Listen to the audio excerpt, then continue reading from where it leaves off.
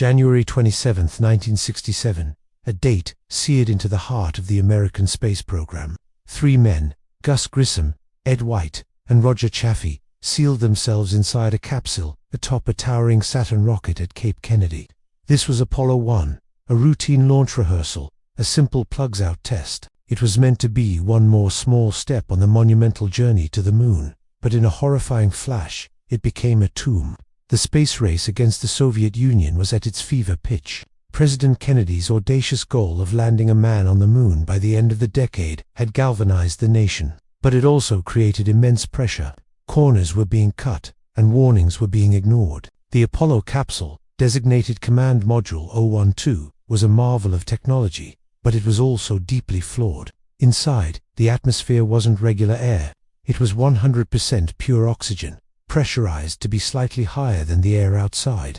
This was done to simplify the life support system, but it turned the cabin into a tinderbox. Miles of wiring snaked through the interior, much of it uninsulated, and flammable materials like nylon nets and Velcro patches were everywhere. Veteran astronaut Gus Grissom was so concerned about the state of the craft that he hung a lemon on it. He knew it wasn't ready.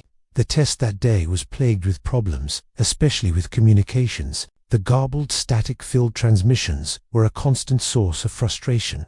At 6:31 p.m., a voice, believed to be Roger Chaffee's, crackled over the radio. A simple, chilling word: fire. Seconds later, Ed White's voice, strained with urgency: "We've got a fire in the cockpit." What happened next was a nightmare that unfolded in less than 30 seconds. The pure oxygen environment fed the flames with explosive intensity. The temperature inside soared to over 1,000 degrees. The internal pressure built so rapidly that it ruptured the capsule's hull. The escape hatch, designed to open inward, was now impossible to budge against the immense internal force. The ground crew fought desperately to open it, but by the time they succeeded 5 agonizing minutes later, it was too late. The 3 heroes of Apollo 1 were gone. The nation was plunged into shock and grief. The seemingly invincible space program had stumbled, and the dream of the moon felt further away than ever. How could this have happened? An exhaustive investigation was immediately launched, tearing the Apollo program down to its very foundations. They sifted through the charred remains of the capsule, piece by painstaking piece. The investigation uncovered a cascade of failures. The most likely cause of the fire was a spark from faulty wiring near Grissom's couch, but the spark was only the beginning.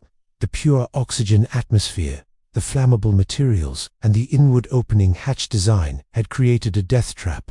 It was a brutal, tragic lesson in engineering hubris. The report pulled no punches, laying bare a culture of complacency and a lack of oversight. The aftermath was a period of intense soul-searching for NASA. The Apollo program was halted for nearly 2 years. The public's faith was shaken, and congressional scrutiny was relentless. Some wondered if the moon mission was even possible, or worth the cost in human lives. But out of this darkness, a new resolve was forged. The tragedy of Apollo 1 did not end the dream. It redefined it. It forced NASA to confront its mistakes with brutal honesty. The Apollo spacecraft was completely redesigned from the ground up. The pure oxygen environment on the launch pad was replaced with a nitrogen-oxygen mix, similar to the air we breathe. Flammable materials were ripped out and replaced with self-extinguishing ones. The wiring was completely overhauled and protected, and most critically, the hatch was redesigned. The new hatch could be opened outward in less than 10 seconds with a single motion. Every single change, every new procedure, every safety protocol implemented in the wake of the fire was a direct response to the sacrifice of Grissom, White, and Chaffee. Their deaths were not in vain. They became the silent guardians of every subsequent Apollo mission. When Apollo 7 finally launched in October 1968, it was with a spacecraft that was fundamentally safer and more reliable than the one that had claimed the lives of its first crew. The success of that mission, and every mission that followed, was built on the ashes of Apollo 1. Think about it. When Neil Armstrong and Buzz Aldrin stood on the lunar surface on July 20, 1969, their incredible achievement was made possible by a tragedy that had occurred 2.5 years earlier. The fire forced a level of rigor, safety, and attention to detail that had been tragically absent before.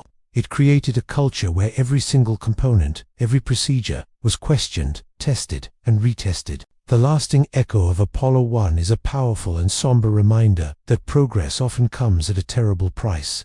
The journey to the moon was not a clean, triumphant march. It was paved with sacrifice, heartbreak, and hard-won lessons. The names of Gus Grissom, Ed White, and Roger Chaffee are not just a footnote in the history of space exploration. They are foundational.